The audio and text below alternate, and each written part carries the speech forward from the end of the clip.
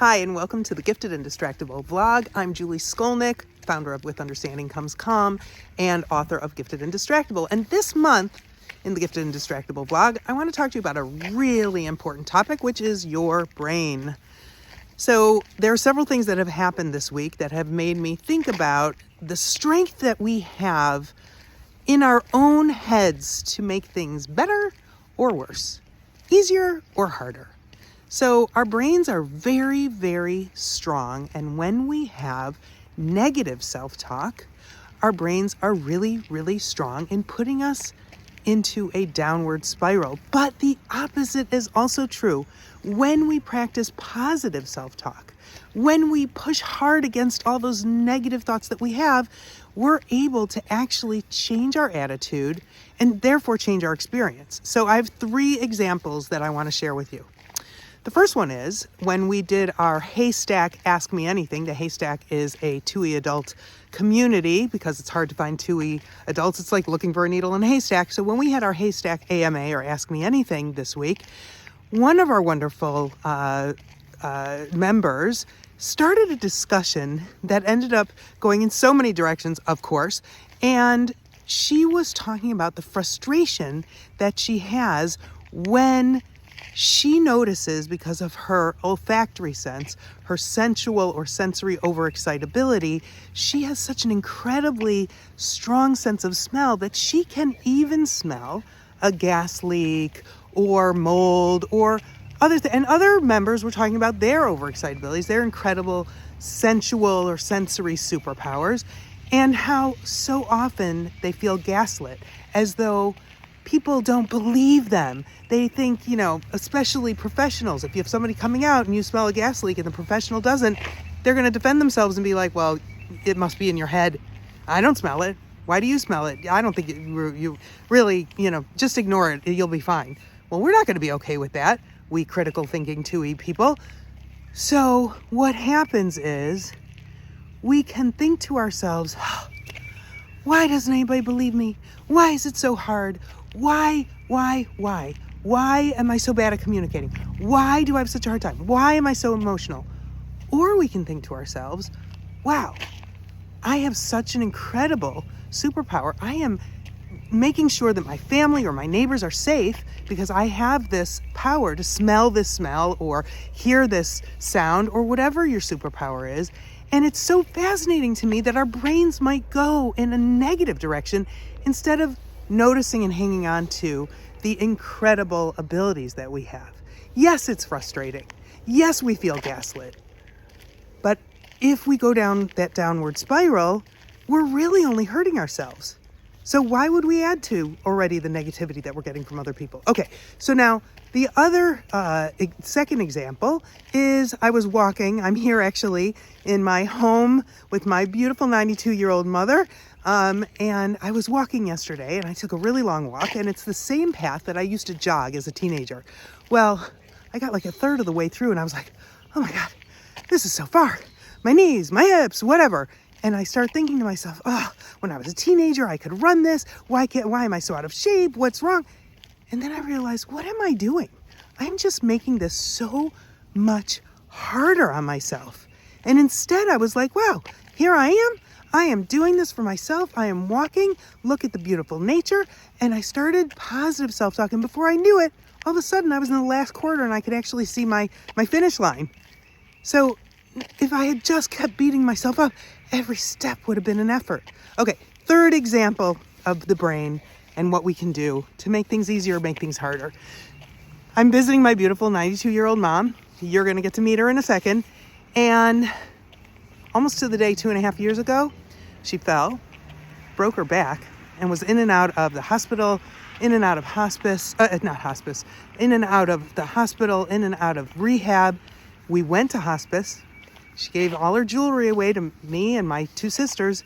We thought we were actually at the end. We were pushing her to please drink 2 of those protein drinks, a booster and Ensure a day. Just 2 of those little drinks. Today, in my visit, we went to the movies. We went out to a restaurant for dinner. She's had a complete change of mind. You're going to meet her in a second. I'm going to ask her what she thinks changed. And a lot of it has to do with the depression that she was in because of the pain she was in, because of how she was limited in her abilities to walk. If she was to walk 15 feet from her chair in the family room to her chair in the kitchen, that was her workout. Now she's walking. We went to the movies the other day. She had to walk a really long way with her walker to get to the movie theater. Anyway, here's my mom. Here's my last message for you. Bottom line is, you have power, incredible power in your brain to help yourself get out of the downward spiral. So as promised, you get to meet my beautiful mama. Hello.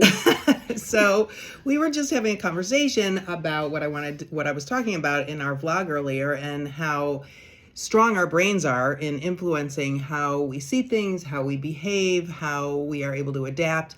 And I told you a little background about Mom. And Mom, you just ate your breakfast, didn't you? I did. It was a huge bowl of cereal. Because I poured it for her. So can you believe, I don't know what's more unbelievable, that we're here now or that we were where we were when we were there. Oh, that was horrible. Yeah, and it was, and we're talking about it, and Mom can't really pinpoint what happened, but you remember that at some point, what was the click? What do you mean, sweetheart? Well, like what changed? What changed? What changed? So that now you're, instead of waking up in the morning and being like, bleh, you're now like independent and... Before that, I was unable to eat. I was having 2 or 3 boosts a day. And this had been going on for over a year. And it was really upsetting to me because I'm one person who really lived to eat, not eat to live. And all of a sudden, it was the 4th of July, and another one of my daughters was here, and they kept putting food in front of me, and I just couldn't eat it.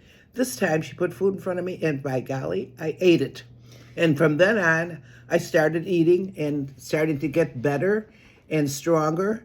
And now I can do a lot more than I was able to do then. Yeah, so I just, I think things that led up to that, there were things that led up to that, right? I mean, you gave away your jewelry to all of us. I thought I was on my way out. Yeah, I have 3 daughters and 6 granddaughters, and I gave away all my jewelry to my girls because I thought that I didn't want them fighting over them. Something happened in your brain. I guess I cannot tell you. You what. saw a whole bunch of doctors. I'm constantly seeing doctors for this, for that, for the other thing, and mental health doctors. Yes, and nobody could help me. It just had to happen on its own for some reason. So you couldn't eat before because you couldn't swallow, and we thought I swallowed the boost. But I couldn't swallow food. So the idea was it was super hard to swallow, and maybe, I don't know, Mom, you're not sure, but I think that it probably was brain-based and some sort of, it was depressing. Well, it sure was. It was depressing. And then, maybe because my sister was visiting and lots of all those grandbabies and great-grandbabies that you have, and the things that were interesting happening. That, she had visited before. Other people had put food in front of me, and I just couldn't. But something happened. And now, before, when you would wake up in the morning, during the yucky time, what you were feeling, what? Like, I was depressed because I couldn't do anything. I had all these aides helping me, do things. And now, when you wake up, I'm anxious to start the day. Yay! So let's go play Mahjong. Okay. Okay.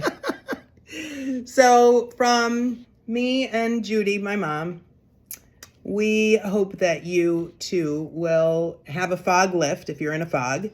And if you're in a fog and it's really hard to have it lift, that's okay too. It takes time. This was 2.5 years. 2.5 years. But I keep saying to her that she's aging backwards. So by in 2 weeks, you'll be 60. You're going to be younger than I am soon. Oh my gosh. Anyway, all right, you guys, thanks for listening. I hope this was inspirational to you. And I hope you know that you have exactly what you need to get to your goal. Just help yourself have strong self-talk. And one day it'll come.